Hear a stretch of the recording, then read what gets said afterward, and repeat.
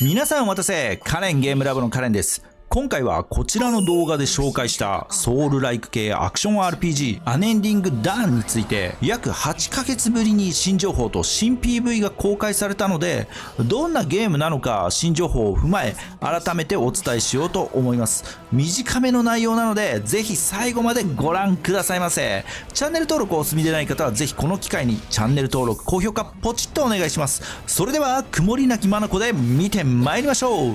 タイトル名はアネンディングダウン、リリース日は未定、ジャンルはオープンワールドアクション RPG、開発はパーセスフェイトスタジオ、プラットフォームはマルチプラットフォーム対応予定。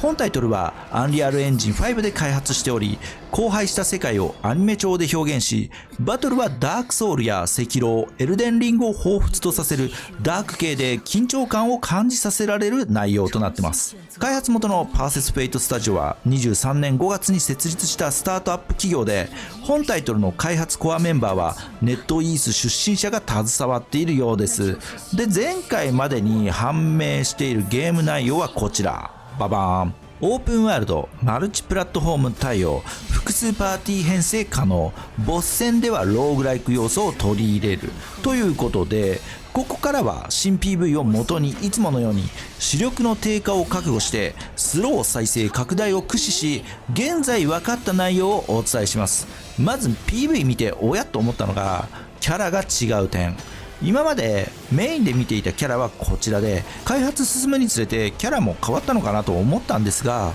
今回パーティー編成が確認できる初映像で、以前プロデューサーが言及した内容が反映されている映像となっております。編成人数については現在不明ですが、もともと紹介されていたキャラへ切り替えるシーンもあるので、複数名によるパーティー編成が可能なような気がします。切り替えによる入退場スキルは現時点で確認できませんが、そういった要素はあると考えられます。次に分かったのがアクション要素で、基本は通常攻撃、スキル、奥義、回避行動は空中での回避アクションも可能。通常攻撃以外はクールタイムがあり、使用後は一定時間経過することで回復できます。それ以外にキャラ固有のゲージがあり、効果は不明ですが、ガード反撃で減少していたり、相手にガードされていると減少したり、消費数が違ったり、現時点では不明ではありますが、何か意味のあるものと感じ取れます。次にブレイクゲージについてですが、敵以外にプレイヤー側にはブレイクゲージが存在しており、敵の攻撃を一定以上ブロックあるいは受けることで、こちらの体勢が崩れる状態になります。なので、ブロックばかりはできない仕様ですね。ブレイクされた場合、プレイヤー側へのマイナス要因が現状わからないのですが、バトルにおいてはブレイクゲージの管理が結構重要な要素と推察します。で、本タイトルの特徴的な要素はこのブロック要素で、発動条件が現状を見る限り、オート発動のような感じで、ほとんどの攻撃を受け流すことができ、遠距離攻撃も弾くことができたり、気持ちよさそうですよね。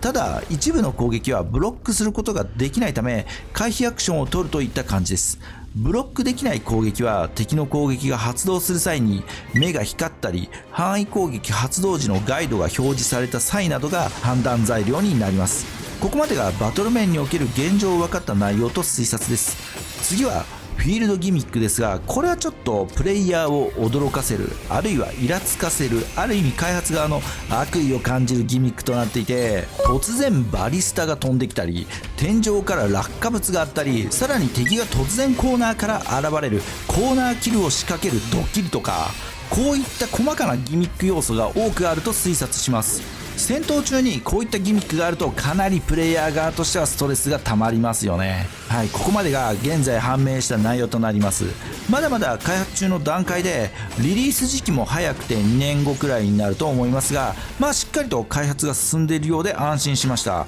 怖いのは開発資金の枯渇が怖いですね。今後さらなる投資を募っていくと思うので、しっかりと資金が集められないと開発がストップしてしまうという怖さがありますね。そうならないことを期待しつつ、今後も引き続き新情報を追っていきたいと思います。はい、今回はあのゲームの今の続報ということで、アネンディングダーンの新着情報を紹介してまいりましたが、いかがでしょうか。まだまだ謎の多いタイトルですが、今後の新情報を期待したいところです。ということで、今回短めですが以上となります。チャンネル登録をお済みでない方はぜひこの機会にチャンネル登録高評価ポチッとお願いします。それでは今回はこの辺で、ご視聴ありがとうございました。次回もお楽しみに。